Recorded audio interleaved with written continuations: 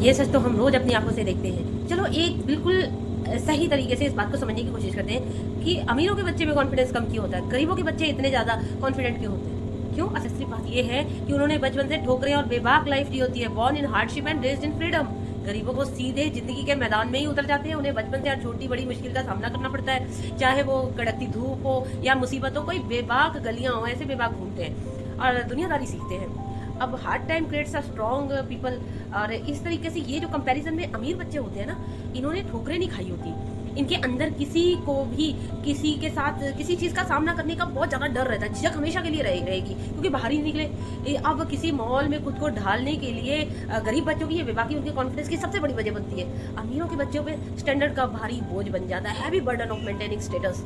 अब ये जो अमीरों के बच्चों की जो उनके आसपास की दुनिया होती है ना, वो भी वैसी होती है। उनके पास पैसा तो बहुत होता है, पर उनके साथ एक दिखावा चलता है, सोसाइटी का प्रेशर चलता है। वो हमेशा इसी टेंशन में रहते हैं कि लोग क्या कहेंगे, मेरा स्टैंडर्ड खराब तो नहीं हो जाएगा, या उसने मुझे ये कह दिया तो क्या होगा। They are always trying to blend into a status rather than standing out. जो हर वक्त अपने कपड़े, अपनी गाड़ी, अपने बोलने के तरीके को मेंटेन करने में लगा रहे, बनावटीपन को हमेशा बना के रखे, हमेशा परफेक्ट दिखने के चक्कर में वो अंदर ही अंदर कमजोर हो जाता है, डर जाता है। फिर उसको ये भी रहता है कि मुझसे कोई गलती ना हो जाए। यही वजह है कि उनके बच्चे असल में नेचुरल कॉन्फिडेंस या रियल कॉन्फिडेंस जो होता है वो बना नहीं पाते।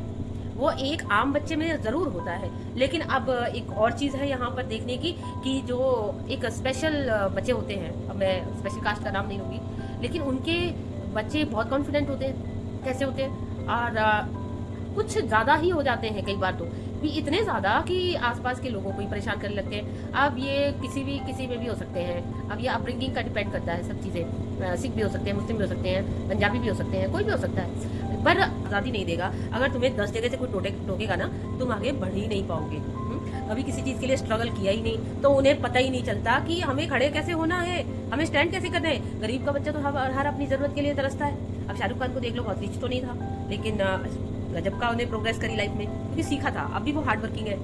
इसी मतलब यही चीज़ें, या दुकानदारों से बात करना, या उनके साथ कैसे बिहेव करना है, उनको नहीं पता। वो तो सीधे साधे तरीके से अगर निकलेंगे तो बिल्कुल सीधे साधे दिखेंगे। अमीर बच्चा तो सोने के पिंजरे में सेफ रहता है, लेकिन बाहर की दुनिया में जब सामना करना पड़ता है ना, वो हिचकिचाने लगता है। तो अपनी जो बातें हैं, तो ये सोसाइटी में उनका बेड़ा गर्क करने वाले लोग उनके जो माँ बाप ही होते हैं। जिंदगी के थपेड़े और ठोकरे खाकर निखरता है इंसान। अरे कोई जब खोने का डर ना हो ना, जिसको, वही सबसे ज़्यादा बेबाक और हिम्मत वाला निकलता है। इसलिए लोग क्या कहेंगे का डर ज़्यादातर जो मिडिल अपर क्लास लोग हैं उनको होता है।